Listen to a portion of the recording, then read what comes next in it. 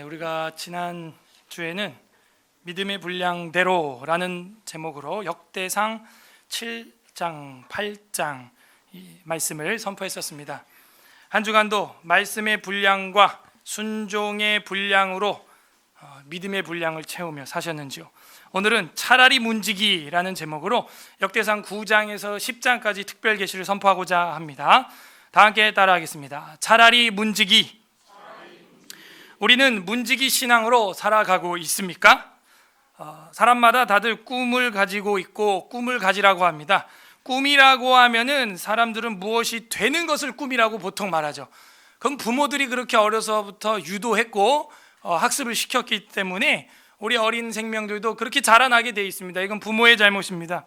과연 그게 꿈일까요? 한국 사람들은 어린 아이들에게 꼭 묻죠. 넌 커서 꿈이 뭐니? 아이들은 이렇게 인식합니다. 꿈은 뭔가 되는 것. 천편일률적으로 자꾸 뭐가 되라 그래요. 내 꿈은 경찰관이니 판사니 의사니. 여러분, 그것이 꿈이라고 하면 여기 판사, 의사, 교사 된 분은 꿈 이루어져서 이제 더 이상 바랄 게 없나요? 그 선생, 의사, 판사, 외교관, 심지어 목사, 그게 꿈입니까? 근데 우리는 그것이 은연중에 아이들한테 꿈이라고 가르치고 있어요. 예를 들어 목사가 되는 것이 꿈이다. 이제 목사가 되었습니다. 그러면 이제 다 된 겁니까? 아니라는 걸 여러분은 이 교회 모임 안에서 체감적으로 느끼죠. 그대가 목사가 되었으면 이제 뭘 해야 되는 거예요? 그 직분에 맞게 그 목사로서 하나님의 영광을 드러내는 삶, 그걸 살아가야 되는 게 더 중요한 거 아니에요? 정말 꿈은 나의 직분이나 직업이 아니죠. 방금 우리가 말했던 뭐 의사, 선생, 판사, 목사, 이건 직분이고 직업이지 꿈이 아니에요. 정말 꿈은 나의 직분에서, 직업에서 어떻게 하나님의 영광을 나타내고 사랑을 구현할 것인가가 진짜 꿈이죠. 나는 교사가 되어 어린 생명들에게 어떻게 교육을 하고 어떻게 하겠다가 꿈이죠. 나는 의사가 돼서 나는 국회의원이 돼서 외교관이 돼서 나는 자영업자가 되어서 나는 카페 주인장이 되어서 어떻게 하나님의 영광을 드러내는 게 꿈이라는 거예요. 근데 우리 부모들은 아이들한테 뭐가 될래? 네 꿈은 뭐니? 그렇게 아이들에게 주입을 하고 있어요. 그건 진정한 꿈이 아닙니다. 문지기로 살든 왕으로 살든 성막, 천막의 회막을 관리하든 어떤 신앙으로 예수 그리스도를 섬기고 나타내는가, 사랑을 실천하는가, 이것이 우리의 꿈이 되어야 될 줄로 믿습니다. 오늘 성경에는 포로귀한 자들 족보와 사울의 이야기가 우리 눈앞에 이제 펼쳐지게 될 겁니다. 성막에서 허드렛 일을 하는 사람과 왕이 나온다 이거예요. 하지만 왕인 것이 중요한 것이 아니고 하나님을 어떻게 섬기는 왕인가가 중요함을 교훈하고 있고, 문지기인 것이 중요한 게 아니라 하나님을 진심으로 섬기는 신앙인이었는가가 중요하다를 보여주고 있는 게 오늘 성경이에요. 부디 오늘 말씀을 통해서 신앙 없이 왕궁에 거하느니 주의 천막의 문지기라도 신앙으로 섬기는 꿈이 이루어지는 성도님들 되시기를 주님의 이름으로 간절히 소망합니다. 한번 구조를 보면 9장 전체는 포로 귀한 족보 이렇게 보면 되겠어요. 그래서 포로 귀한 자들의 족보가 9장 전체에 걸쳐서 나오는데, 이것은 느헤미야 11장의 내용의 반복이라고 할 수 있습니다. 그래서 우리가 역대기는 구약 전체에 대한 복습이라 그랬죠. 총정리, 총동원해서 생각해 보면 어디서 많이 본 구조다라는 걸 알 수가 있어요. 느헤미야 11장의 내용이죠. 그래서 포로 귀한 족보 이렇게 보면 되고, 9장 1절, 2절이 이스라엘 계보의 결론을 보여주고 있습니다.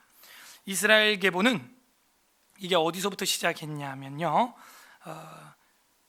앞에 2장부터 시작했었죠. 그죠?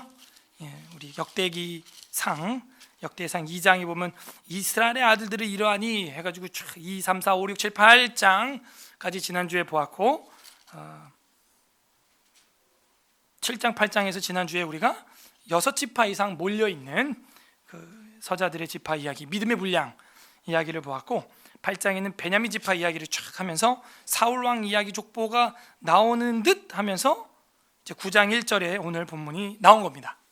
연결을 해서 생각을 하셔야 돼요. 그래서 온 이스라엘이 그 계보대로 계수되어 그들은 이스라엘 왕조실록에 기록되니라. 드디어 큰 한 단락이 끝난 것입니다. 그래서 이스라엘 계보의 결론, 왕조실록에 기록되니라 하면서 여기까지가 1절 상반절이 2, 3, 4, 5, 6, 7, 8장에 대한 결론이 되는 것입니다. 상반절이. 그리고 1절 하반절, 유다가 범죄함으로 말미암아 바벨론으로 사로잡혀 갔더니, 자, 이 1절 하반절은 10장부터 36장까지의 결론을 여기 미리 적어 놓은 거예요. 다시 9장 1절 상반절은 앞에 2장부터 8장까지의 결론을 기록했고, 그 다음에 9장 1절의 하반절은 유다가 범죄함으로 바벨론에 잡혀갔다, 이 이야기는 10장부터 저 마지막 36장까지의 이야기의 결론을 연역적으로 앞에 쓴 거란 얘기예요. 자, 이런 걸 모르면요 재미가 없어요, 역대상이. 근데 이런 걸 제가 짚어주고 알려주면요, 와 진짜 그러네. 봐봐요, 갑자기 8장 33절에 넬은 기스를 낳고 기스는 사울을 낳고, 사울왕 이야기 나오다가 아직 중간에 그 수백 년의 왕들의 이야기를 다 뛰어넘고 9장 1절 하반절에서 갑자기 바벨론으로 사로잡혀갔다. 너무 비약적인 이야기 아니에요? 갑자기 결론을 팍 얘기하고 있죠. 그래서 이게 뭔가 이 9장 1절이 그 중간에 그 축의 역할을 하고 있음을 우리에게 보여주고 있습니다. 자, 1절에 보면은 왕조실록이 기록되었다. 성경을 쓴 성령에 감동된 사람들이 무슨 로버트처럼 막 온 이스라엘이 막 귀에 막 소리가 빵빵 들려갖고 쓴 게 아니고요, 이 왕조실록이라고 하는 책도 참고를 했다는 거예요. 그래서 이런 거를 참고하여 성경을 기록한 거지, 무슨 뭐 눈이 반쯤 막 이렇게 들들들 떨면서 신내림 받은 사람처럼, 그 무당이 그래요. 그 무당이. 우리 기독교는 무당이 아닙니다. 아까도 기도하셨는데 무당 같은 교회가 많아지고 있다. 그러니까 반쯤 눈이 감겨서 뭐 흰자가 보이고 눈이 까 뒤집혀가지고 성경을 막 이러고 쓴 게 아니에요. 그런 환상에서 깨야 됩니다. 왕조실록을 명철한 이 지혜를 가지고 참고해서 쓰는데, 그 쓰는 과정을 성령님이 무오하게 보호하셨다는 거죠. 유기적 축자 영감이라 그래요. 우리는 그냥 기계식 축자 영감으로 안다면 그거는 축자 영감설도 잘못 알고 있는 겁니다. 따라하겠습니다. 유기적 축자 영감. 그 모든 환경과 성격과 그 자료들을 유기적으로 하나님이 그 사람을 통해서 무오하게 성령님이 인도하셨다 하는 거예요. 자, 그래서 이 상반 부분에 2장 8장에 대한 결론이 나왔다 하는 것입니다. 결국에는 그 이스라엘에서 왕이 태어나게 되었던 거구나. 그 다음 10장에서 36장까지의 결론을 담고 있는 9장 1절의 하반절을 보게 되면 유다가 범죄함으로 말미암아, 이거는 뭔가 의미가 있죠. 사울 왕조에서 갑자기 족보를 딱 끊더니 밑에 이야기는 볼 것도 없다 이거예요. 범죄함으로 말미암아 바벨론으로 사로잡혀갔다.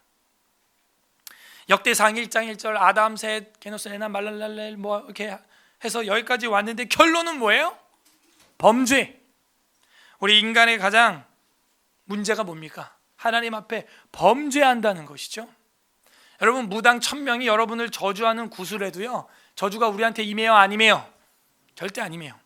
우리한테 어떻게 해야 벌이 임해요? 그러면 간단해요. 그래서 바알부올에게 시딤 모압에서 음란하게 섬기게 그렇게 죄를 짓게 만들었던 거예요. 민수기에 보면 하나님의 징계를 받아 2만 명 이상 죽게 되죠.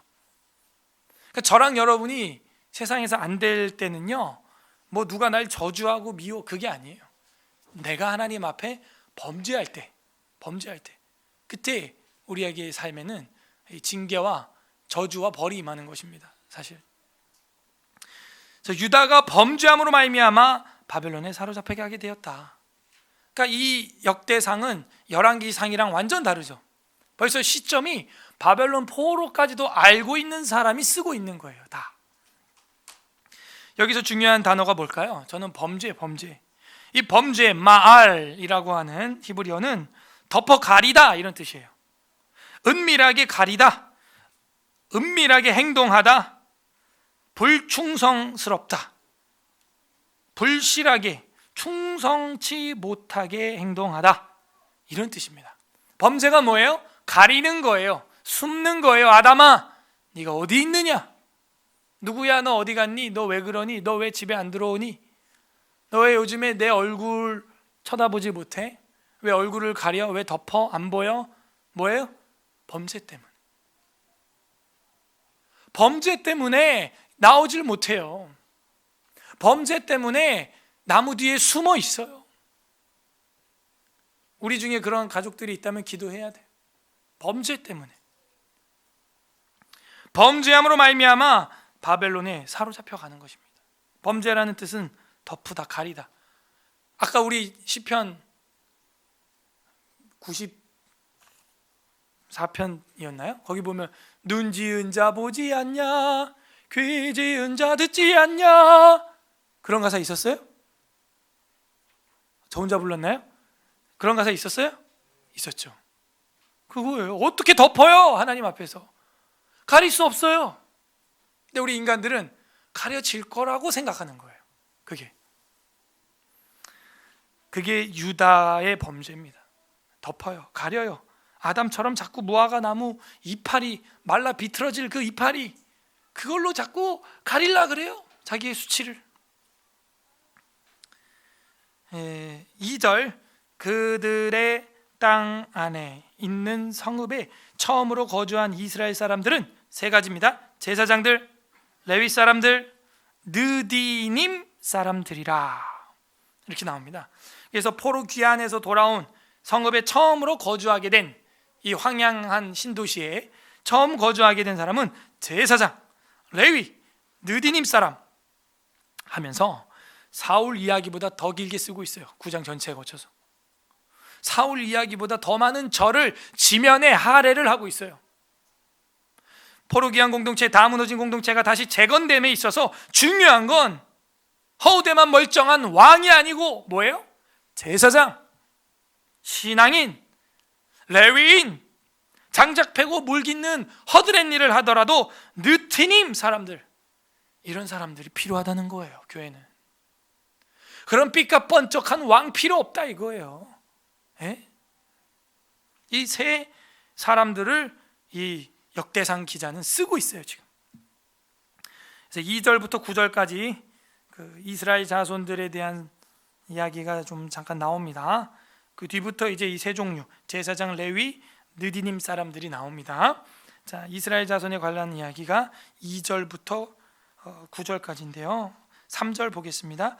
유다 자손과 베냐민 자손과 에브라임과 므낫세 자손 중에서 예루살렘에 거주한 자는 유다의 아들 베레스 자손 중에 우대이니 그는 암미웃의 아들들이요 오므리의 손자요 이므리의 증손이요 바니의 현손이며 실로 사람 중에서는 맏아들 아사야와 그의 아들들이요 세라의 자손 중에서는 여우엘과 그의 형제 690명이요 적지 않은 숫자죠. 690명. 베냐민 자손 중에서는 하스누아의 증손 호다위아의 손자 무술람의 아들 살루요 여로함의 아들 이브느야와 미그리의 손자 우시의 아들 엘라요 이브니야의 증손 루엘의 손자 스바다의 아들 무술람이요 또 그 형제들이라. 그 계보대로 계수하면 956명이니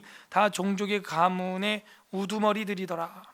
그래서 이 적지 않은 숫자의 유다 자손들이 돌아오게 되었다 하면서 믿음의 건축은 재건축은 누구 지파를 통해서 이루어진다는 걸 보여주고 있어요. 역시 유다 민족을 통하여서 이루어지고 있다 하는 것을 이 저자는 강조하고 있어요. 그건 우리가 너무나 잘 이해할 수 있어요. 왜냐하면 역대상 자체가 유다 지파에 대한 지면의 할애가 너무 많았었고, 그죠? 그걸 우리가 믿음의 계보와 족보로 이미 공부를 했기 때문에 결국 그게 이렇게 열매를 맺는군요. 믿음의 분량대로 열매를 맺는 것입니다. 다 무너져가는 한국교회 누가 세울 수 있습니까? 바로 이 유다 지파 같은 신실한 믿음의 분량을 채워나간 사람들이 다음 세대를 세워나갈 수가 있어요. 저희 교회가 모르겠어요. 제가 과대평가하는 건지 모르겠지만 저력이 있는 교회다라고 저는 믿고 생각을 하고 있습니다. 비록 겨자씨처럼 작고 지하실에 있지만 정말이에요. 지난 주간도 이제 핫 라인에서 구약의 상관관계가 이제 내려온 것 같은데 그래도 아무리 안 봐도 5천 명이 봤어요. 그리고 전화가 옵니다. 저한테 계속 천주교 선교사라고 하면서 전화가 왔어요. 제가 그렇게 비판하는 RC 교도들이 전화가 옵니다. 저한테. 그래서 그 성경 강좌 자료를 보내달라는 거예요. 그래서 누구시냐 그러는데 말을 안 해요. 그래서 어디시냐고, 목사님이세요? 여자분인데 아니에요. 그래. 그래서 또 얘기하다가 이 자료는 DVD 3장으로 되어 있는데 가격이 얼마고 어쩌고저쩌고 제가 얘기하다가 전도사님이세요? 제가 아니에요. 누구세요? 뭐 하시는 분이세요? 어디예요? 제가 자꾸 물으니까 사실 저는 어디 천주교 무슨 베로니카라고 하는 선교사입니다. 근데 선교를 하려고 그러는데 성경을 몰라서 이렇게 헤매다가 이걸 듣게 됐다는 거예요. 그래갖고 제가 DVD만 줬겠어요. 그냥 공책 책까지 막 해가지고 그냥 무료로 다 보내드렸죠. 택배로. 근데 주변에서는 듣지 말라 그런다는 거예요. 자꾸 이거를. 그래서 제가 그랬어요. 그러면은 어떻게 생각하시냐고. 들어보시니까 어떠시냐고. 그러니까 자기는 아무리 들어도 이게 맞는 것 같아요. 그럼 맞는 거라고. 계속 공부하시고 좀 이상하다 싶은 거 있으면 언제든지 전화하시라고. 제가 다 알려드릴 테니까. 근데 제가 대놓고 또 거기다가 마리아가 하나님이냐 이런 말 못하죠. 그러니까 기독교인을 그런 몰상식한 사람으로 만드는 게 지금 오늘날 뉴스들이에요. 동성연애자가 교회 오면 막 혐오할 것처럼 에이 더러운 놈 꺼져 이럴 것 같이. 그럴 사람 하나 없어요. 기독교인들 중에. 왜 그런 프레임을 만드냐 이거예요. 지금 세상이. 제가 RC 비판을 하고 로마 카톨릭주의자들 프레젠테이션으로 비판하잖아 우리는. 그죠? 그래도 그렇게 전화 왔을 때는요 누구보다 친절하게, 누구보다 그냥 거저줬어요. 그냥 자료를. 택배비도 안 받고. 그게 우리 기독교인들 아니에요 사실? 비판할 때는 맹렬히 비판하죠. 분별해야 되니까. 그죠? 여러분도 그래야 돼요. 죄를 미워하는 거지 사람 미워하는 거 아니잖아요. 그렇게 하고 그렇게 친절하게 했어요. 속으로 그 PPT 열심히 보면 로마 카톨릭 비판 자료가 엄청 들어있다. 그죠? 거기 로마 카톨릭주의의 정체, 바벨론 종교 해가지고 수십 장의 PPT가 그 안에 들어있거든요. 그죠? 590년에 교황을 교회 황제로 세우기 시작했으며 연옥서를 만들기 시작했고 마리아 몽소순천서를 만들고 마리아 무언제 신태서를 만들고 거기 다 들어있단 말이야. 굳이 제가 얘기할 필요가 없잖아요. 그리고 그 강의들 듣다 보면은 자기가 듣다가 분별력이 생길 거 아닙니까? 그럼 뭐예요? 로마 카톨릭주의자들은 무지해서 그런 거예요. 몰라. 그러므로 영적인 진짜 유다 지파는 우리 개혁주의 기독교입니다. 그래서 우리가 깨어서 열심히 전파해야 돼요. 가르치고. 제가 능력을 받다니까요. 능력을. 정말 여러분이 로마 카톨릭 선교사를 만나서 데려온다. 이거 쉬울까요? 어려울까요? 정말 어려운 일이죠. 근데 오늘날 이제 우리는 전도지를 그렇게 계속 만들어서 불특정 다수한테 뿌려나가는 거예요. 우리 한국교회, 세계 기독교에 만약 소망이 있다면 이 성경 말씀 사역이에요. 이거 말고는 소망이 없습니다. 분별력이 없어요. 올해 4월 달에 자칭 교회 황제라고 하는 교황 프란체스코인지 프라이팬인지 그 사람이 뭐라 그랬어요? 4월 달에 이제 성경은 시대에 맞지 않으므로 뉴 바이블을 크리에이트 해야 한다 이런 말을 했어요. 그래서 제가 아무리 봐도 이게 헛소리 같아갖고 제가 영어를 모르나 해가지고 어제 강 집사님한테도 여쭤봤어요. 이거 영어를 내가 아무리 읽어봐도 이거는 성경을 지금 번역을 새로 하자는 얘기가 아니라 create new Bible이를 이 새로 완전 성경을 이 시대에 맞게 새로 쓰자 이렇게 들리는데 어떻게 되는 거냐 그랬더니 후자가 맞다는 거예요. 그 뉴스에 나왔었어요. 다른 해외 뉴스예요. 얼마나 무지한지 외경도 모자라서 성경을 이제 시대에 맞게 새로 쓰자는 거예요. 새로 쓰재요. 누가 써요 그러면? 자기들이 쓰는 거죠. 더 나가면 악령이 쓰는 거예요. 로마 가톨릭은 계속 그렇게 혼합주의로 갑니다. 겁없는 짓을 할 거예요. 자, 유다 지파 이야기를 마치고 이제 10절에서 13절까지는 제사장들 이야기가 나옵니다. 저와 여러분 아니면 이제 하나님이 쓸 손이 없어요. 깨어 있으시길 바랍니다. 제사장 중에 이제 제사장들 이야기가 10절에서 13절 한 달락 나옵니다. 제사장 중에서 여다야와 여야립과 야긴과, 요즘 제가 눈이 되게 점점 안 좋아지고 있음을 제가 몸으로 느낍니다. 옛날에 이렇게 버벅대지 않았는데 눈이 잘 안 보여요. 하나님의 성전을 맡은 자 아사랴이니 그는 힐기야의 아들이요 무슬람의 손자요 사독의 증손이요 모라요의 현손이요 아히두베의 오대손이며 또 아다야이니 그는 여로함의 아들이요 바스울의 손자요 말기야의 증손이며 또 마세니 그는 아디엘의 아들이요 야세라의 손자요 무슬람의 증손이요 무실레밋의 현손이며 임멜의 오대손이며 또 그의 형제들이니 종족의 가문은 우두머리라. 하나님의 성전의 임무를 수행할 힘 있는 자는 모두 1760명이었더라 하면서 계속해서 이어져서 얘기하는 게 뭐예요?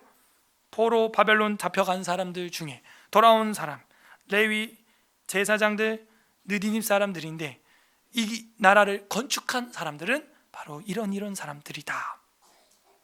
자, 14절부터 34절까지 레위 사람들 2절에서 나오는 그 두 번째 사람들을 다루는데 자세히 다루고 있고, 제가 보니까 레위인만 순수 혈통만 있는 게 아니고요, 그 가운데 뭐라 그럴까요? 혼혈 아들이라 그럴까요? 오늘로 치면 이렇게 섞인 믿음의 사람들인데 섞인 사람들이 있어요. 나쁜 사람은 아니에요. 이제 그런 사람들까지도 같이 다루고 있습니다. 14절부터 34절까지는 레위 사람들 중에는 무라리 자손 스마야이는 그는 핫수베의 아들이요 아스리감의 손자요 하사바의 증손이며 또 박박갈과 헤레스와 갈랄과 마따냐이니 그는 미가의 아들이요 시그리의 손자요 아삽의 증손이며 또 오바댜이니 그는 스마야의 아들이요 갈랄의 손자요 여두둔의 증손이며 또 베레갸이니 그는 아사의 아들이요 엘가나의 손자요 느도바 사람의 마을에 거주하였더라 하면서 이제 레위 이야기 하다가 이걸 쓰는 저자가 문득 누구도 눈에 이렇게 보이는 거예요. 문지기 17절 문지기는 살룸과 악국과 달몬과 아히만과 그의 형제들이니 살룸은 그 우두머리라. 이 사람들은 전에 왕의 문 동쪽 곧 레위 자손의 진영의 문지기이며 고라의 증손, 고란 누굽니까? 반역자 집안 아니겠어요? 근데 그 남아있는 그 찌끄레기 같은 사람들 중에서 회심하고 이렇게 믿음의 공동체에 들어온 사람이 있다는 거예요. 고라의 증손 에비아삽의 손자 고레의 아들 살룸과 그의 종족 형제 곧 고라의 자손이 수종드는 일을 맡아 성막문들을 지켰으니, 이 수종드는 일을 하는 사람이 누구냐? 2절에서 세 번째 분류로 나오는 느디님 사람들입니다. 느디님 사람. 느티님이라고 하는 히브리어는 붓다, 쏟다, 주어진 사람들, 장작 패고 물 깃고 이런 주인의 손에 물 붓는, 쏟는 이런 소위 허드렛일하는 사람들이에요. 수종 드는 사람들입니다. 수발 드는 사람들이에요. 어시스트 하는 사람들인 거죠. 그 사람들이 수종 드는 일을 맡아 성막문들을 지켰으니 그들의 조상들도 여호와의 진영을 맡고 출입문을 지켰으며 여호와께서 함께하신 엘르아살의 아들 비느하스가 예적에 그 무리를 거느렸고 무셀레메아의 아들 스가리아는 회막 문지기가 되었더라. 회막이 뭐예요? 천막, 회막. 광야에서 하나님을 섬겼던 그 성막, 회막, 천막, 그 문지기가 되었다는 거예요. 22절 택함을 입은 문지기 된 자가, 문지기도 누구라고 뭐라고 말하고 있어요? 택함 받은 사람이라는. 212명이니 이는 그들의 마을에서 그들의 계보대로 계수된 자요 다윗과 선견자 사무엘이 전에 세워서 이 직분을 맡긴 자라. 그들과 그들의 자손의 그 순찰을 쫓아 여호와의 성전 곧 성막문을 지켰는데 이 문지기가 동서남북 사방에 섰고 그들의 마을에 있는 형제들은 일해마다 와서 7일마다 그들과 함께 있으니 이는 문지기의 우두머리 된 레위 사람 넷이 중요한 직분을 맡아 하나님의 성전 모든 방과 곳간을 지켰습니다. 그래서 중요한 그 위치, 포지션이 있음은 확실한 거예요. 27절에 그들은 하나님의 성전을 맡은 직분이 있으므로 성전 주위에 밤을 지내며 아침마다 문을 여는 책임이 그들에게 있었더라. 그래서 하나님을 예배하고 제사 드리는 그 성전의 문을 열고 닫는 그 직분이 얼마나 복된가. 아침마다 그 문 여는 책임이 있다. 그 책임이 얼마나 아름다운가를 지금 역대기상 기자는 쓰고 있는 거예요. 우리 교회 문은 누가 열고 닫습니까? 저랑 간사님이 열고 닫습니다. 우리 교회 문지기 단지 문지기만 얘기하는 게 아니에요. 작은 일들. 또 누가 이렇게 성탄절 분위기를 냅니까? 작은 일들, 이렇게 섬기는 그 손길들 위에 하나님은 역사하신다는 거예요. 그래서 이 문지기들이 누구냐 하는 게 이제 뒤에 보면요, 결론을 말씀드리면 기브온 족속 중에서 그런 허드렛일하는 사람들이 이제 레위 지파와 섞이면서 출생하게 되고 하나님의 일을 섬기는 사람이 되었다. 그런 이제 구조로 끌고 갑니다. 계속해서 28절 그 중에 어떤 자는 섬기는데 쓰는 기구를 맡아서 수요대로 들여가고 수요대로 내오며 또 어떤 자는 성소의 기구와 모든 그릇과 고운 가루와 포도주와 기름과 유향과 향품을 맡았으며 또 제사장의 아들 중에 어떤 자는 향품으로 향기름을 만들었으며 고라의 자손 살룸의 맏아들 마띠다라 하는 레위 사람은 전병을 굽는 일을 맡았으며 다 일이 많죠. 문지기, 기구 만드는 자, 전병 만드는 자, 수종 드는 자, 이렇게 계속해서 주변의 일들을 하는 사람들을 기록하고 있습니다. 32절 또 그의 형제 그앗 자손 중에 어떤 자는 진설하는 떡을 맡아 안식일마다 준비하였더라. 오늘도 우리 교회 기쁜 일로 감사한 일로 떡을 2팀이 이렇게 헌물을 하셨는데 감사합니다. 그래서 이렇게 교회 주방 또 이렇게 음식 여러 가지 또 성찬 준비하는 분들이 계시는 거예요.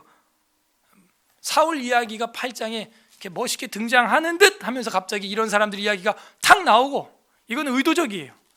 다음 이제 이따가 볼 10장엔요 사울이 죽는 이야기가 나와요. 사울 이야기가 얼마나 긴데요. 어떻게 이렇게 꼴랑 몇 절로 역대상 기자는 압축하고 죽어버린 이야기로 끝내냐 이거예요. 그리고 그 하필 사이에 이 9장의 이야기를 진짜 고의적으로 쓰고 있단 말이죠.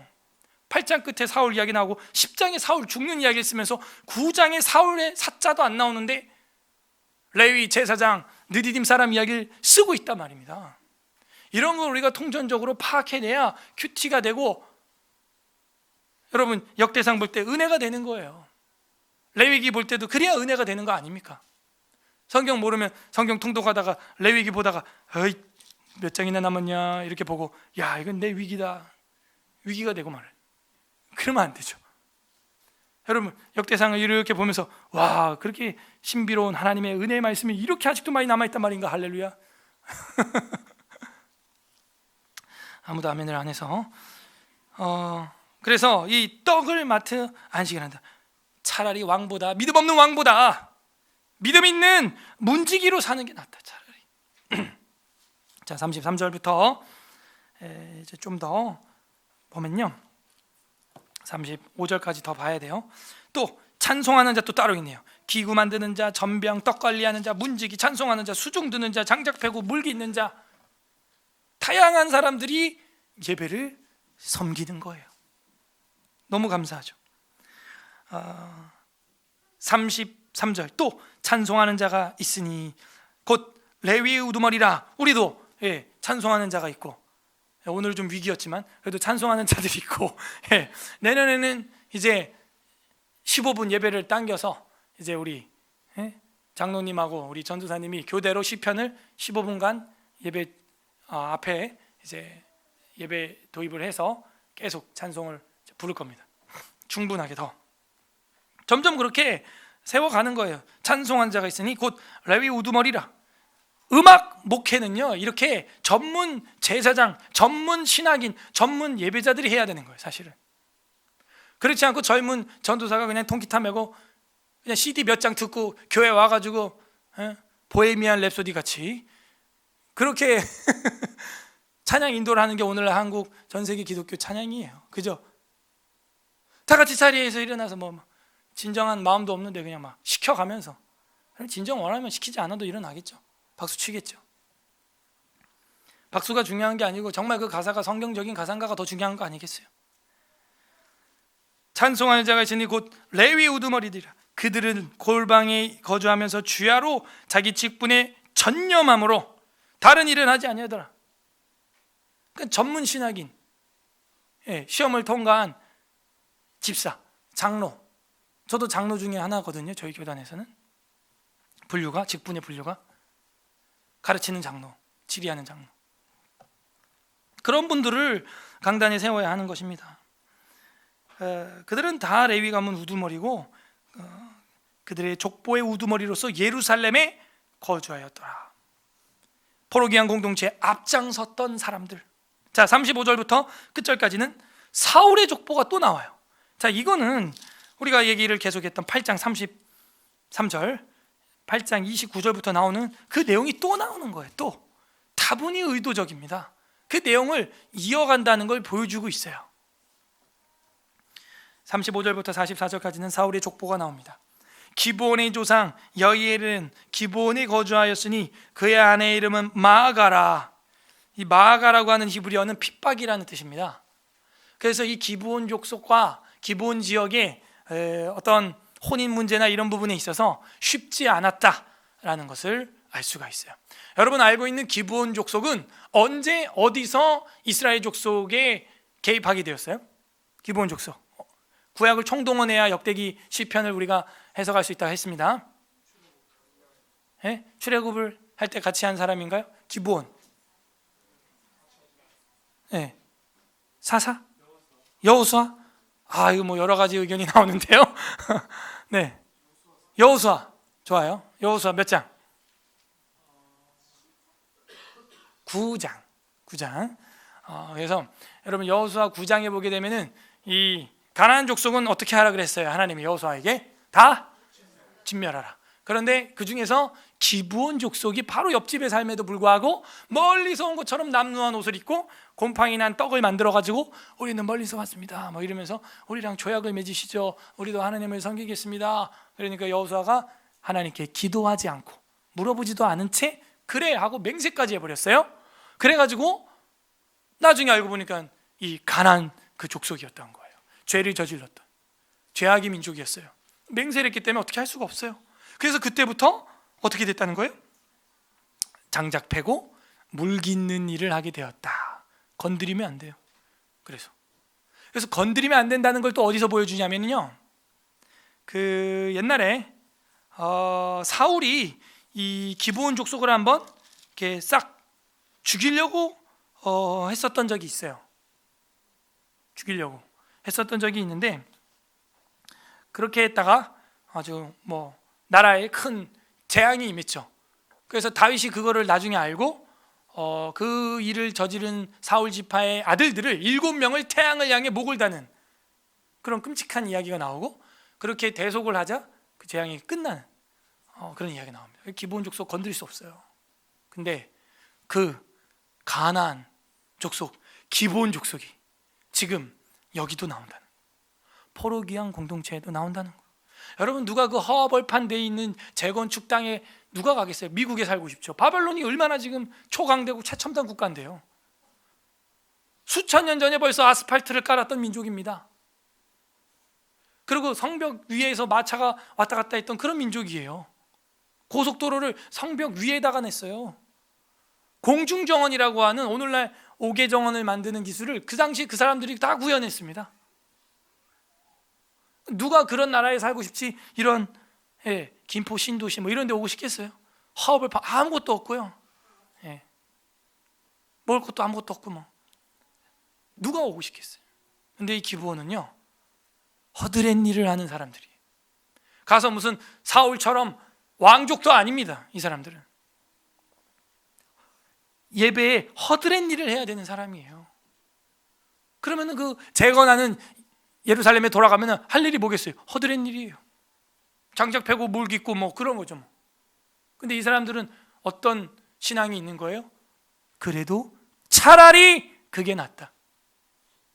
그렇게 하나님을 섬기는 게 낫다. 그게 맞다는 거예요. 가나안 민족 조상을 둔 사람 주제에. 그러면서 레위인들이랑 살면서 피가 섞인 것 같아요. 섞여요. 그래서 히브리어 성경을 제가 보니까 35절부터 38절까지가 사실 단락이 나눠 있어요. 우리 한글 성경은 38, 39 막 연결되어 있는 것처럼 썼죠? 그렇지 않습니다. 끊겨요. 35절에서 38절까지가 하나의 단락을 딱 정확히 쓰고 있어요. 히브리어 성경이. 그래서 저는 이 해석에 더 힘이 실어진다라고 보고 있습니다.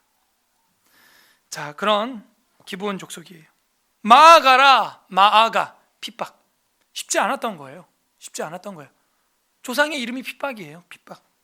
36절, 그의 맏아들은 압도니요, 그의 압도니요 다음은 술과 기스와 바알과 넬과 나답과 그돌과 아히오와 스가랴와 미글롯이며 미글롯은 시므함을 낳았으니 그들은 그들의 친족들과 더불어 마주하고 예루살렘에 거주하였더라. 한 단락이 끝납니다.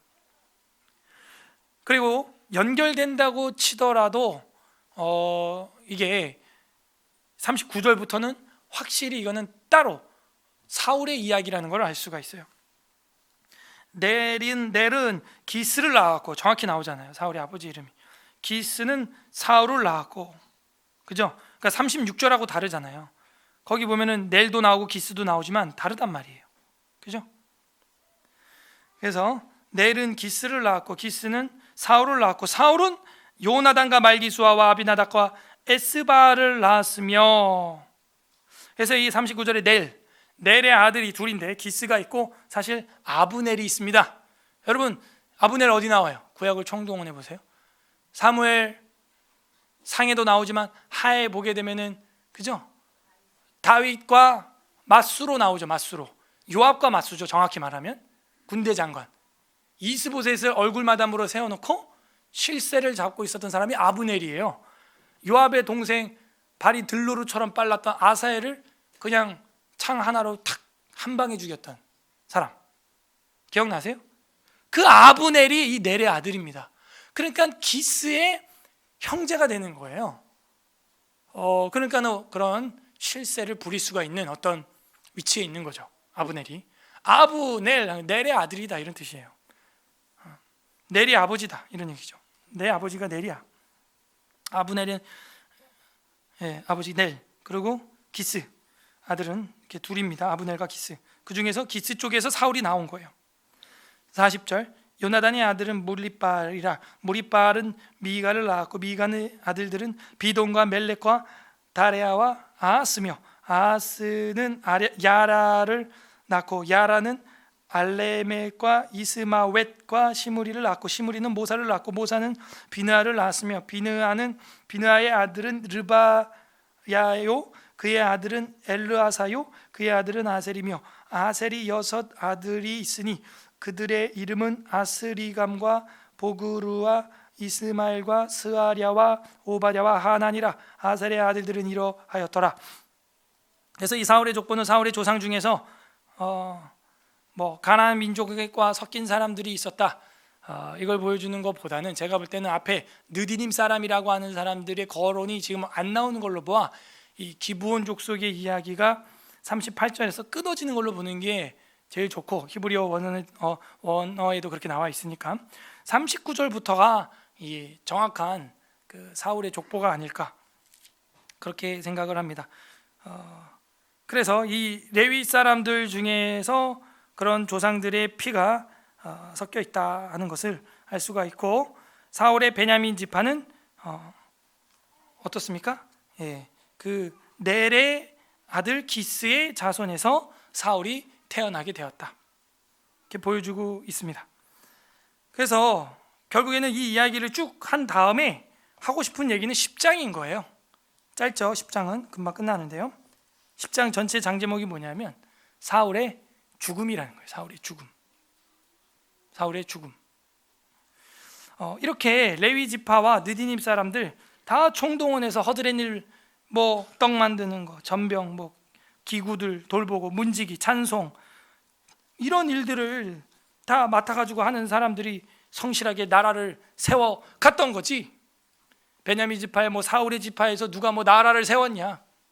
오히려 10장과 같이 행했다. 사울의 죽음이 나옵니다. 10장, 블레셋 사람들과 이스라엘이 싸우더니, 벌써 길보아 전투 이야기를 하고 있는데요, 사무엘상 31장 이야기로 껑충 뛰어 넘어가 버렸습니다. 이스라엘 사람들이 블레셋 사람들 앞에서 도망하다가 길보아 산에서 죽임을 당하여 엎드러지니라. 블레셋 사람들이 사울과 그의 아들들을 추격하여 블레셋 사람들이 사울의 아들 요나단과 아비나답과 말기수아를 죽이고 사울을 맹렬히 치며 활 쏘는 자가 사울에게 따라 미침에 사울이 그 쏘는 자로 말미암아 심히 다급하여 사울이 자기의 무기를 가진 자에게 부하죠, 이르되 너는 칼을 빼어 그것으로 나를 찌르라. 할례 받지 못한 자들이 와서 나를 욕되게 할까 두려워하노라. 그러나 그의 무기를 가진 자가 심히 두려워하여 행하기를 원하지 아니하매 사울이 자기 칼을 뽑아서 그 위에 엎드러지니 무기 가진 자가 사울이 죽는 것을 보고 자기도 칼에 엎드러져 죽으니라. 사울 왕이 이제 믿지 않는 자에게 맞아 죽을 바에는 자기 부하한테 맞아 죽겠다고 부하한테 날 죽여라 이랬더니 부하가 그렇게 못하겠다 그러니까 자기가 자기 칼 앞에 엎드려져 자결하게 됩니다. 그 모습을 본 부하 무기 맡은 자가 살 수 있겠어요? 자기도 그냥 여호와와 그 나라를 위하여 하고 그냥 죽어버린 거예요. 이런 이야기는 우리가 다 사무엘상 대하설교 할 때 강좌 시간에 다 한 겁니다. 그래서 역대기는요, 구약 전체를 총동원하지 않으면 공부하기가 쉽지 않은 책이에요. 이와 같이 사울과 그 세 아들과 그 온 집안이 함께 죽으니라. 골짜기에 있는 모든 이스라엘 사람들이 그들이 도망한 것과 사울과 그의 아들들이 다 죽은 것을 보고 그 성읍들을 버리고 도망하매 블레셋 사람들이 와서 거기에 거주하니라. 이튿날에 블레셋 사람들이 와서 죽임당한 자의 옷을 벗기다가 사울과 그의 아들들이 길보아 산에 엎드러졌음을 보고, 전쟁 당시에는 누가 죽었는지 확인이 안 돼요. 전쟁 이긴 팀이 다음 날 와서 전리품 이렇게 쇠꼬챙이로 양아치같이 이렇게 다 집어갈 때 여기 봐, 왕도 죽었다, 그때 하는 거예요. 너무 치열하기 때문에 알 수가 없어요. 그래서 길보아 산에 엎드러졌음을 보고 9절, 곧 사울의 옷을 벗기고 그의 머리에 갑옷을 가져다가 사람을 블레셋 땅 사방에 보내 모든 이방 신전과 그 백성에게 소식을 전하고 사울의 갑옷을 그들의 신전에 두고 전리품으로 갖다 바쳤다는 거예요. 우상들에게. 그의 머리를 다곤의 신전에 단지라. 끔찍합니다. 그리고 몸은 벳산 성벽에 이렇게 못 박혀 있었는데 길르앗 야베스 사람들이 그 몸뚱아리만 장사 지내줘서 다윗이 훗날 고마워하죠. 아무리 왕이고 왕관 쓰고 하나님이 세워주고 해도요, 이렇게 망가지면요 하나님이 쓸 수 없는 사람이 되는 거예요. 차라리 문지기를 써요, 하나님이. 이방 신전에 그 머리가 받쳐질 때 우리 하나님의 가슴이 얼마나 아팠겠어요. 하나님의 영광을 가리는 거예요. 이게 다. 자기의 꿈이 왕이 되어서는 안 되는 거죠. 왕인데 어떻게 하나님을 섬길 것인가가 꿈이 되었어야 되는데 그걸 놓친 거예요. 11절, 길르앗 야베스 모든 사람이 블레셋 사람들이 사울에게 향한 모든 일을 듣고 용사들이 다 일어나서 사울의 시체와 그의 아들들의 시체를 거두어 야베스로 가져다가 그곳 상수리 나무 아래에서 해골을 장사하고 7일간 금식하였더라. 사울이 죽은 것은 여호와께 범죄에 밑줄하였기 때문이라. 그가 여호와의 말씀을 지키지 아니하고 또 신접한 자에게 가르치기를 청하고 여호와께 묻지 아니하였으되. 세 가지입니다. 사울이 망한 이유는 뭐냐? 세 가지. 첫째, 여호와의 말씀을 지키지 않았어요. 한국 교회가 망하려면 말씀을 지키지 않습니다. 한국이 망하려면 성경대로 안 하니까 망하는 거예요. 지금 3분기 태어난 아이들이 8만 명밖에 안 된대요. 낳고 싶어도 못 낳아서 가슴이 아파하는 사람들이 있는데 안 나요. 이제 사람들이 8만 명 태어났어요, 우리나라에. 근데 문제는 기독교인들도 똑같이 하고 있다는 거예요. 안 나요. 0.935 8만 명이 뭡니까 이게? 그러니까 정부가 또 돈으로 애 낳으라 그래. 돈으로 내년 10월 이후에 태어난 애들은 무조건 다 250만 원씩 준다는 거예요. 여러분 250만 원 주면 애가 태어납니까? 이렇게 멍청해요? 그 고작 250만 원 때문에 애 낳고 안 낳고 할 것 같아요? 속으로 난 나는데 뭐 그런 분이 계세요 여기? 250만 원 때문에 납니까? 우린 안 줘도 나잖아요. 그러니까 어떻게 해야 이 나라 국력을 증강시키고 생명을 출산시킬지 철학이 없는 정부예요. 이 정부가 지금 돈 이걸로 다 되는 줄 아는 거죠. 그게 사울의 사고방식이에요. 그게 꿈이에요. 돈 주면 애 많이 낳을 걸로 생각하는 꿈을 갖고 있어요. 그게 꿈이에요. 우리나라는 소망이 없습니다. 이제 멸종 그냥 자연 멸종. 초등학교, 중학교가 텅텅 비어갑니다. 대학교가 텅텅 비어가고 문 닫는 대학교가 한두 개가 아니에요. 지금 지방대학교 사람이 없어요. 그리고 이슬람은 계속 증강되고 있습니다. 미래 예측 보고서에 보면은 향후 훗날 가장 각광받는 종교는 뭐냐? 이슬람 딱 이렇게 나와요. 망했어요. 우리 기독교는 이제 여호와의 말씀을 지키지 아니하고, 두 번째 왜 이렇게 된 거예요? 신접한 자에게 가르치기를 청하고 미신, 무당, 우상, 말도 안 되는 사주, 택일, 궁합, 점, 말도 안 되는 인간의 사상, 이데올로기 이런 거에 목숨을 거는 인간들이 있어요. 성경에 목숨을 안 걸고요. 망하는 거예요. 망해요. 세 번째 왜 이렇게 된 거예요? 여호와께 뭐 하지 않았대요? 묻지 아니하였으므로 여호와께서 그를, 자 14절 다 같이 읽겠습니다. 시작. 여호와께 묻지 아니하였으므로 여호와께서 그를 죽이시고 그 나라를 이세 아들 다윗에게 넘겨주셨더라. 기도도 안 해요. 듣는 기도도 안 합니다. 여러분 기도가 말만 하는 게 기도예요? 여러분 기도는 영적인 호흡이요 대화라며. 무슨 대화를 혼자 1시간 2시간 떠들고 집에 가는 그런 대화가 어디 있어요? 그거부터가 벌써 악령이 지시하는 거예요. 사랑하는 사람을 만났습니다. 커피숍에서. 저 사람 혼자 2시간 떠들고 안녕 이러고 가버려. 아멘 이러고 간다고요. 내가 말한 대로 할 줄로 믿어. 아멘 이러고 가버려 집에. 여러분 그런 사람 다음에 만나겠어요? 그건 비인격이에요. 인격체가 아닙니다. 지금 이렇게 듣는 시간, 이게 기도예요. 여러분 우리가 높은 사람 말을 먼저 들어야 돼요? 어린 사람 말 먼저 들어야 돼요? 높은 사람 말 먼저 듣는 게 예의예요.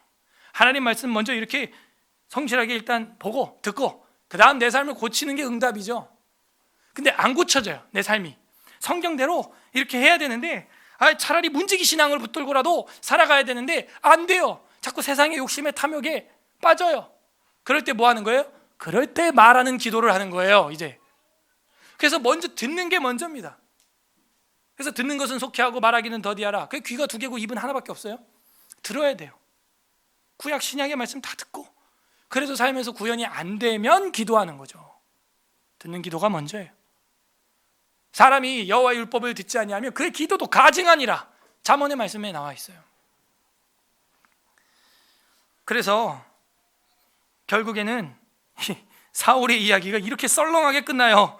너무 썰렁해요. 여러분 사무엘상에 보면 사울의 이야기가 9장에서 사무엘상 9장에서 31장까지 무려 23장이나 다루고 있어요. 그리고 사무엘 하에서도 그를 조상하는 이야기 등등등 거의 책 한 권을 통째로 쓰고 있습니다. 그런데 세상에 해도 너무했지. 이 역대상에서는요 14절 만에 끝장내고 끝내요. 그냥 24장 3장에 다다르는 사울 왕조의 이야기를 14절, 이 앞에 문지기 이야기도 34절까지 나옵니다. 예. 여러분 이런 걸 보면서 묵상을 해야 되는 거예요. 누가 기록되는가? 누굴 기억하는가? 하나님이. 왕이요 죽는 그 순간까지도 왕복을 입고 갑옷을 입고 있으면 뭐합니까? 다곤 신당에 제사밥밖에 안 되는 거예요. 문지기요 기브온 사람이라 할지라도, 자기 출신이 가라안족 속의 후손이라 할지라도 느디님 사람처럼 살아가는 게 복되다. 그 사람들을 통하여 하나님은 교회를 다시 재건할 것이다. 그걸 보여주고 있습니다. 그게 차라리 문지기라는 오늘 설교예요. 우리의 꿈은 그게 돼야 돼요. 나는 왕이 되겠다가 아니에요. 왕이 돼서 이렇게 하나님을 섬기겠다. 내가 문지기가 돼서 이렇게 하나님을 섬기겠다. 그게 우리의 꿈이 돼야 됩니다.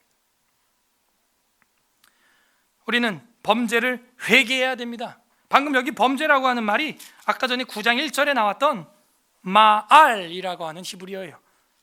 덮다, 은밀하게 하다, 가리다. 사울의 특징이죠. 사무엘이 와서 왕이시여, 저 뒤에 뜰에 있는 짐승들은 무엇이니까 자꾸 덮으려고 그래. 이거 하나님께 바치려고. 왜 아각은 안 죽였습니까?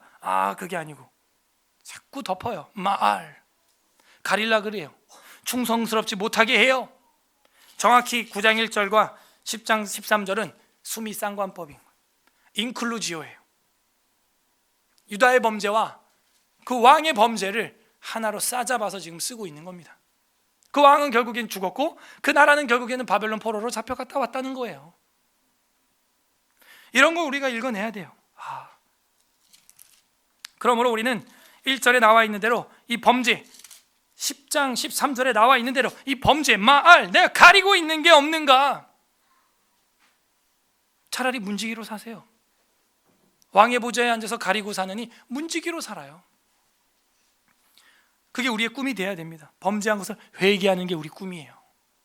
두 번째로는 제사장, 레위인, 느디딤 사람처럼 살아가는 게 우리의 꿈이 돼야 돼요. 세 번째는 우리의 꿈은 하나님 앞에서 숨김이 없는 그런 신앙, 그게 우리의 꿈이 돼야 돼요. 차라리 신앙으로 돌아가자. 아이들한테도 그렇게 가르쳐요. 넌 꿈이 뭐니? 과학자니 뭐니 뭐 우리 애들은 뭐 미술가가 되겠다, 지금 뭐가 되겠다 뭐 이야기를 하는데 그 이제 꿈이 아니에요. 화가가 되면 미술 선생이 돼서 어떻게 하나님을 나타내겠는가? 그게 꿈이죠. 고작 우리나라는 교육이 그거예요. 넌 뭐가 될래? 어느 학교 갈래? 그게 꿈인데 그럼 그게 이루어지면 허무하죠? 그러니까 쾌락주의에 빠지는 거예요. 생을 포기하는 것입니다. 차라리 우리는 문지기 신앙으로 살아가는 게 나아요. 아무리 화려한 이 땅의 국회의원, 대통령이 됐다고 칩시다. 아무리 화려한 연예인이 됐다고 칩시다. 우리나라 애들 꿈이 뭐예요? 다 가수 그냥. 연예인병, 가수. 관종이 관종 다. 그 SNS 하는 이유가 다 관종이에요, 관종. 그래서 유튜버 되려는 게 뭐예요? 연예인 되고 싶다 이 얘기예요. 인기 받고 싶다 이거죠. 10명 중 9명이 다 그래요. 오디션 프로그램 열면요 수백만 명이 지원합니다. 그죠? 그 TV에 오디션 프로그램 이런 거 하면요 수백만 명의 아이들. 우리의 꿈은 그런 게 아니에요. 사울이요 왕이었고 화려했고 성경 한 권에 기록된 사람이었는데 하나님 앞에 역대기에서는요 14절 만에 끝나고 그 14절에도요 좋은 얘기 하나도 없어요. 예. 좋은 얘기 하나도 없어. 하나도. 우리는 이 역대기를 보면서 정말 많이 생각해야 돼요. 내 인생의 역대기, 하나님 앞에 있는 그 생명책과 기념책에 어떻게 기록되고 있는가? 내가 뭘 했고, 뭐 삼선 의원이고, 내가 이걸 했고, 뭐 이 교회를 만들었고, 개척했고, 뭐 그게 기록되지 않아요. 그게 꿈이 아니에요. 개척했는데 좋은데 뭐 했냐 이거예요. 어떻게 하나님의 영광을 드러내려고 했냐. 말씀을 지키는 것, 세상의 신접한 자 가르침을 따르지 않는 것, 하나님께 엽주는 것, 그 우리가 성실히 하고 있는가. 심플 라이프가 유행이라며요. 목회도 신앙도 그렇게 심플하게 해야 돼요. 단순하게 해요. 말씀, 성경 전체 그 말씀으로 찬양, 그걸로 암송 대회, 그걸로 시편 찬송가 대회, 그리고 전도하는 12월 15일 성탄절 새가족 초대, 성경 퀴즈 뭐 있어요? 그거 말고 그걸 요약한 외민 배우고 헌법 배우고 교리 배우는 거. 자꾸 고전으로 돌아가고 심플한 우리 성경 신앙으로 돌아가야 됩니다. 화려할수록 독버섯인 거는 그건 확실해, 그죠? 화려한 버섯, 독버섯. 북한에서 온 송이버섯, 흰색, 검은색 끝. 예. 단순해요. 화려한 뱀일수록 독이 진한 게 들어있으면 명백한 사실이에요. 화려한 교회일수록 거기 독국물이 타 있다는 건 명백한 거 아닙니까? 분별하셔야죠. 화려한 사울왕, 간단하게 끝나는 거예요. 간단하게. 하나님 앞에서 간단하게. 오히려 문지기들, 택함 받은 문지기 이렇게 쓰고 있어요. 저랑 여러분이 그럼 문지기가 돼야 될 줄로 믿습니다. 관련 구절 보고 정리하겠습니다. 이사야 29장 15절. 구약성경 이사야 29장 15절.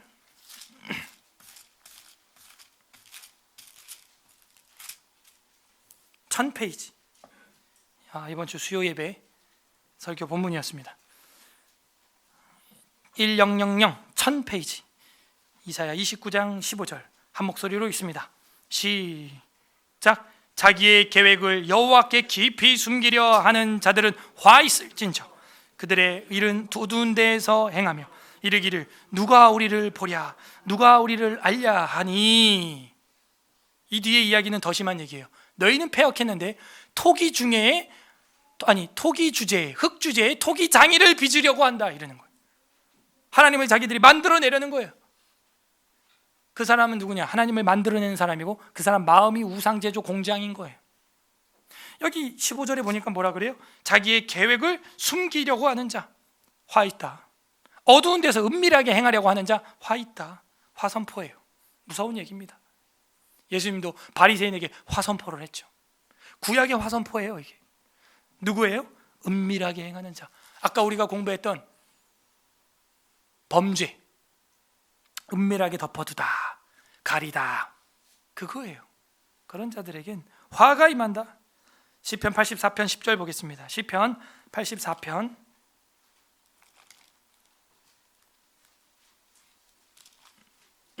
10절. 865페이지 84편 10절.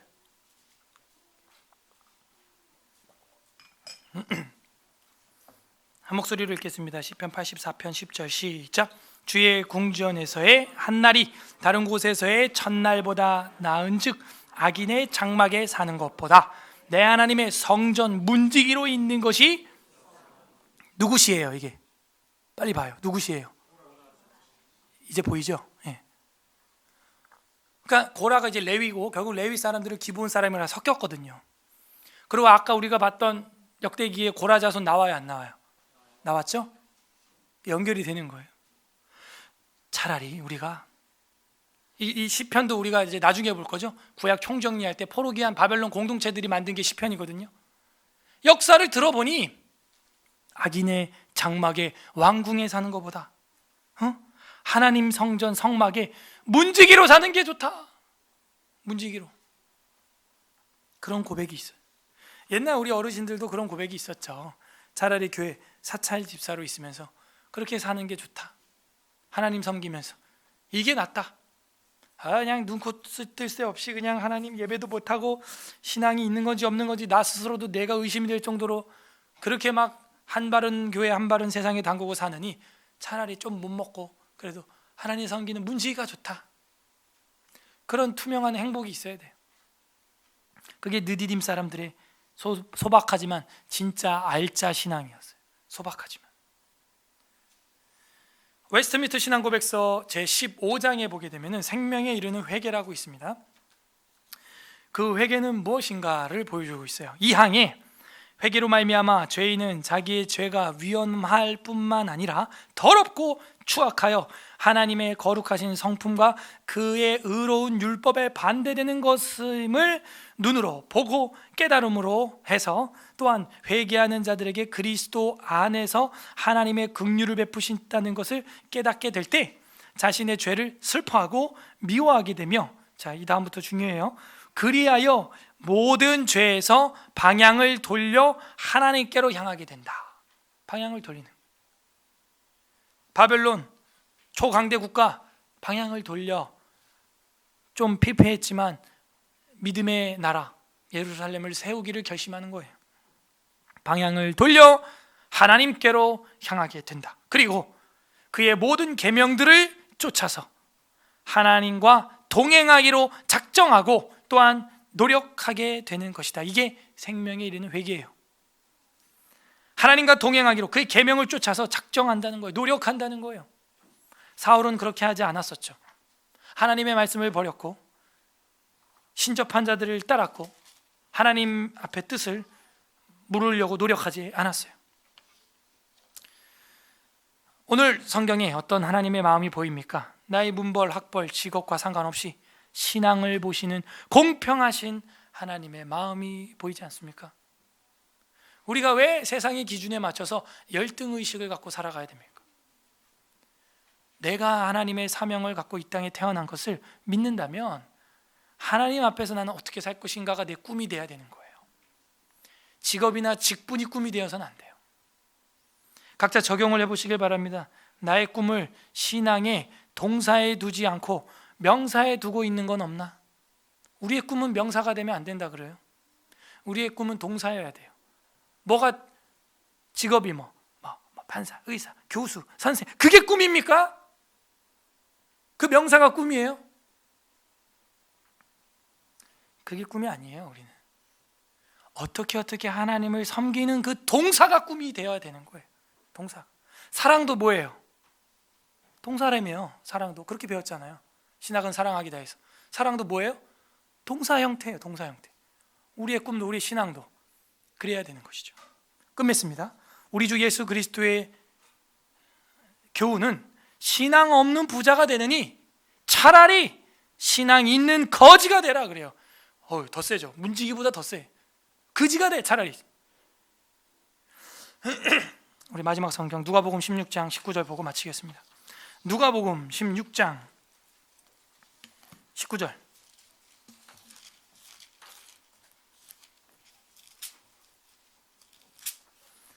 누가복음 16장 19절. 신약성경 123 페이지 123 123페이지. 123 자꾸 이러는 건 우리 아이들 때문에 그러는 거예요. 누가복음 16장 19절부터 좀 길게 볼까요? 한 24절까지 정도는 봤으면 좋겠습니다. 우리 교독하도록 하겠습니다. 제가 16장 19절, 여러분이 다음 절 이렇게 하고 마지막 절은 24절은 다 같이 읽겠습니다. 한 부자가 있어 자색옷과 고운 베옷을 입고 날마다 호화롭게 즐기더라.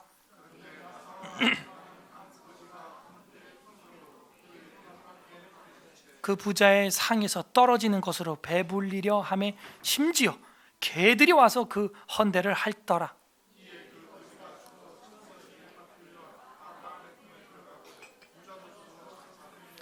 그가 음부에서 고통 중에 눈을 들어 멀리 아브라함과 그의 품에 있는 나사로를 보고 불러 이르되 아버지 아브라함이여 나를 긍휼히 여기사 나사로를 보내어 그 손가락 끝에 물을 찍어 내 혀를 서늘하게 하소서.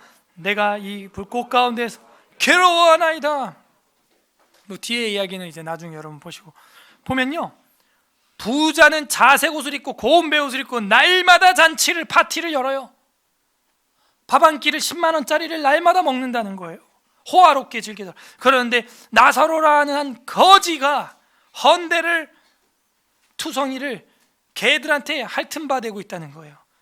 그리고 그 부자상에서 떨어지는 찌꺼기, 쓰레기통, 음식 쓰레기통 뒤져가지고 먹을 수 있는 거 주워 먹고 있는데 개들이 와서 친구가 됐답니다. 근데 그 거지가 죽어서 천사들에게 받들려 아브라함의 품에 갔다는 거예요. 그리고 부자는 음부 지옥에 떨어져 고통 중에 있다 하면서 그렇게 호화롭게 음식을 먹던 자가 이제는 물 한 방울도 먹을 수 없는 지경이 되었다. 뭘 보여주고 있는 것 같아요? 예수님 직접 하신 말씀이거든요. 15절에 예수께서 이르시되 이러면서 차라리 문지기, 차라리 문지기, 차라리 문지기. 이거는 뭐 성전의 문지기도 아니에요. 그 부자, 신앙도 제대로 되지 않은 그 부잣집의 문지기 거지로 살면서 신앙 있는 게 더 낫다. 알렉산더 이야기가 있는데 제가 갑자기 철학자 이름이 기억이 안 나네. 디오니소스인가?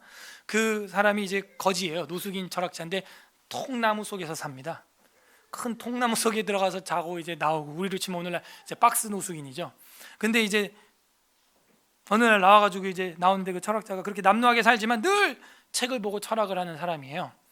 보고 있는데 알렉산더 대왕이 와가지고 너가 그렇게 유명한 사람이라면 나에게 지혜를 가르쳐라 이랬더니 뭐라 그러냐, 책을 보고 있던 그 철학자가 왕이시여 태양이나 가리지 마시오, 나 지금 책 보고 있으니까 빨리 가.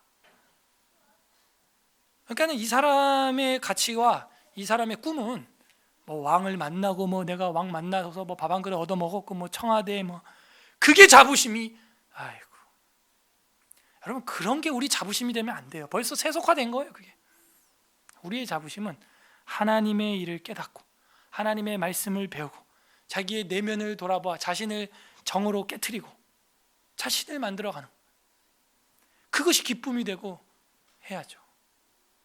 그러니까 이거는 진짜인지 아닌지 모르겠지만 그 뒤에 알렉산더가 내가 세상에서 정말 제일 부러운 사람이 한 명 있는데 바로 그 철학자라는 거예요. 자기가 약간 30살에 전 세계를 제패했는데도 불구하고 말이죠. 저희들도 그런 마음이 있어야 돼요. 소박한 마음이 있어야 돼요. 이런 나사로처럼 산다 할지라도 주님으로 말미암아 어떻게 보면 광인처럼 보일 수도 있겠지만 기뻐하고 감사하는 거예요. 감사하는 거예요. 열심히 하나님 말씀을 연구하는 거예요. 그리고 전파하는 거예요. 묵상하고 보는 거예요. 그러니까 천주교 신자도 연락을 한답니다. 가르쳐달라고. 그러니까 여러분 삶도 그렇게 돼야 돼요. 열심히 하나님 말씀에 충실하게, 성실하게. 우리의 꿈은 무엇이 되는 게 아니에요. 내게 주어진 직분과 직업에서 어떻게 하나님을 드러내는가, 하나님의 영광을 나타내는가가 꿈이 되어야 하는 것입니다. 부디 오늘 말씀을 통해서 왕 사울이 아닌 천막의 문지기 신앙으로 살아가는 저랑 여러분 되시길 주님의 이름으로 소망합니다. 우리는 문지기 신앙으로 살아가고 있습니까? 이 시간 말씀을 생각하면서 역대상 9장하고 10장을 읽어 보겠습니다. 아멘. 우리 이 시간 말씀을 생각하면서 같이 기도하는 시간 갖겠습니다. 첫 번째로 은밀히 우리가 가지고 덮어두었던 범죄들, 죄악들이 있습니까? 이 시간 회개하는 시간 가져야 됩니다. 하나님은 눈을 지으고 귀를 지으신 분이십니다. 다 보고 듣고 알고 계십니다. 우리가 하나님 앞에 은밀하게 행하고 있었던 것들 이 시간 회개하는 기도 올려드리고, 두 번째로는 제사장 레위인 느디딤 사람들처럼 우리도 신앙을 가지고 하나님을 섬기는 자 되게 하여 주시고, 비록 거지 나사로같이 살았다 할지라도, 부유하지 않았다 할지라도 신앙을 가지고 하나님을 섬기는 사람 되게 하여 주시옵소서. 여러분 스스로의 신앙을 위해서, 믿음을 위해서 이 시간 기도하시고, 세 번째로는 우리의 꿈이, 우리 자녀들의 꿈이, 우리 교회의 꿈이 바뀌어지게 하여 주옵소서. 바벨론을 섬기는 것보다 하나님을 섬기는 문지기를 사모하는 우리의 꿈 설정 되게 하여 주시옵소서. 주의 궁전에서 한 날이 다른 곳에 첫날보다 낫다 라고 하는 고라의 자손의 고백이 우리의 입술에서 멈추지 않는 시편의 노래가 되게 하여 주옵소서. 우리 세 가지 회개하는 기도와 신앙과 우리의 꿈과 교회와 자녀들의 꿈을 위하여 같이 기도 올려드리겠습니다. 기도하겠습니다. 하나님 감사드립니다. 우리의 은밀한 죄를 이 시간 자백합니다. 하나님이 보지 않는 것처럼 행했던 우리의 분노와